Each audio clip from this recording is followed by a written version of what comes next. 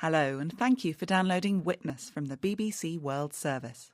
Today we go back to October 1998, when Central America was hit by Hurricane Mitch. More than 18,000 people died, hundreds of thousands were left homeless. Mike Lanchin has been speaking to two people who were in Honduras, the country worst affected by the disaster. It's the last week in October 1998.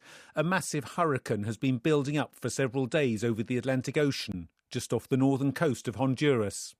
It hasn't yet hit land, but already it's been sending heavy rain and high winds across much of Central America. It has all the makings to become one of the most powerful hurricanes ever to emerge from the Atlantic. Hurricane Mitch is 350 miles wide, and it has reached wind speeds of up to 180 miles an hour. The people of Belize and Honduras have already had a taste of the kind of devastation the hurricane is threatening to unleash on the region, and many are facing the real possibility that they will lose their homes and livelihoods to the huge hurricane, which has been sitting just off the coast in the Atlantic. Normally these storms sort of took a turn and sort of headed up into the Gulf of Mexico or went away and sort of all was fine. They burned themselves out. This one did not. It was sitting up in the Caribbean. It was just sitting there. It was gathering strength, and we knew that. Doug Ryan, country director for the American Development Agency, Catholic Relief Services, was in the Honduran capital, Tegucigalpa, watching anxiously. I would describe Tegucigalpa as just being shrouded in sort of darkness, very cloudy.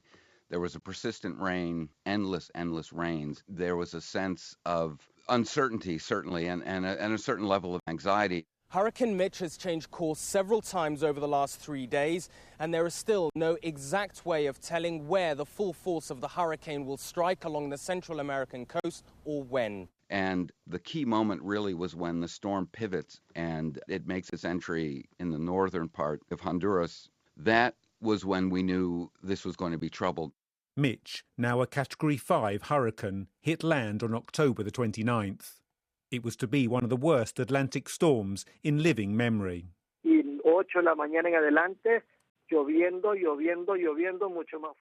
From 8 o'clock in the morning it was raining harder and harder. By the afternoon, flooding began and the wind was getting stronger. Trees were beginning to fall. The roofs were being lifted off. It was frightening, very frightening. Carlos Hernandez and his family lived in northern Honduras, close to the coast where the hurricane first hit. He'd heard warnings of the storm's approach, but like most of his neighbours, hadn't acted on them. The water rose very quickly, and within just a few hours it was already inside our house. We could see more coming towards us. It was like a sea, a huge quantity of water full of mud, sewage, trees, rubbish, all with a horrible smell. It was rising and rising. Less than 10 kilometres from his home, a large river had broken its banks and was now pouring into the towns and villages.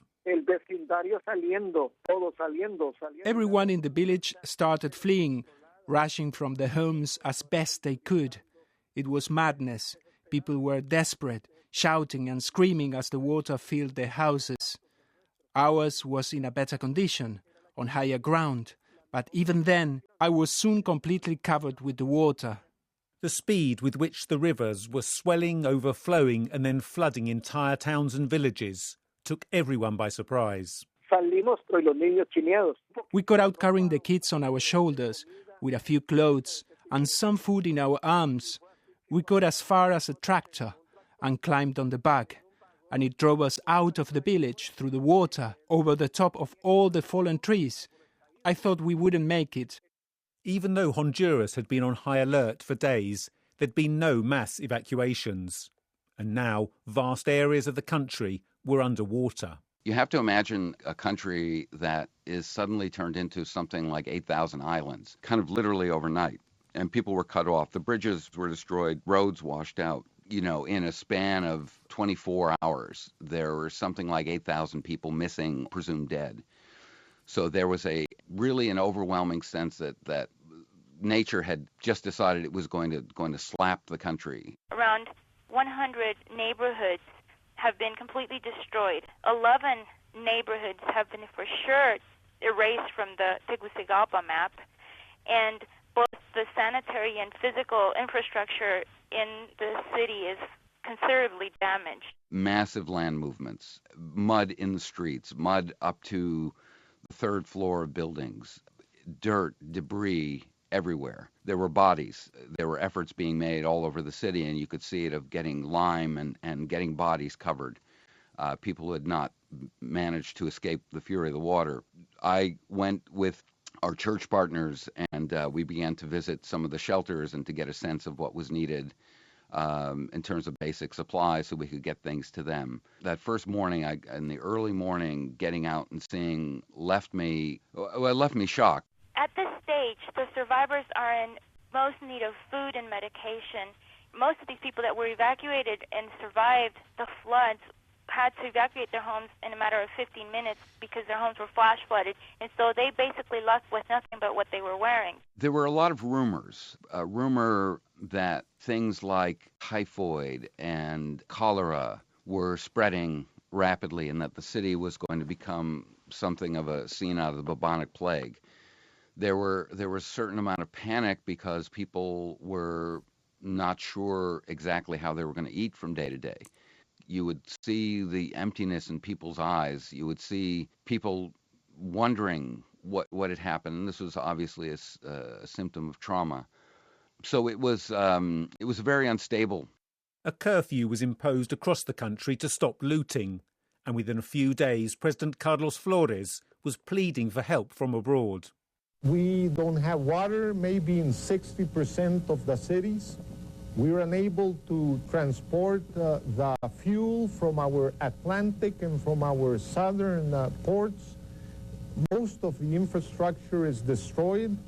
Agriculture, we have lost between 70%.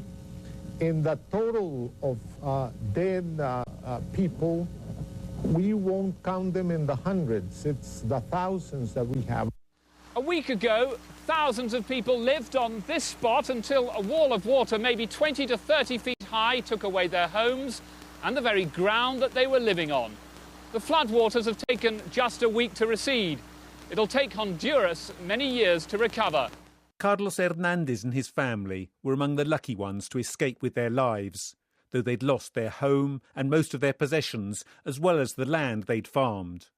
When they eventually went back to see what Mitch had left behind, they were met with a grim scene.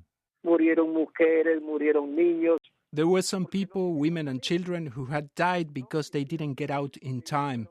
Most of the houses were still underwater. There was just mud all over and a terrible smell of mud and of death. We became so desperate. We couldn't cook. We had nothing to eat.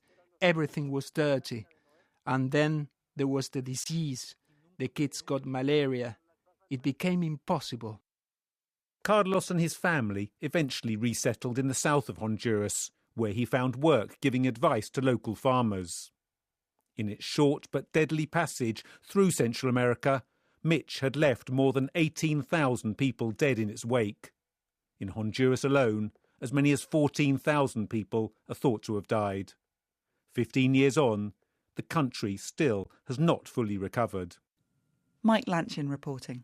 And for details of our complete range of downloads and our terms of use, go to bbcworldservice.com/podcasts.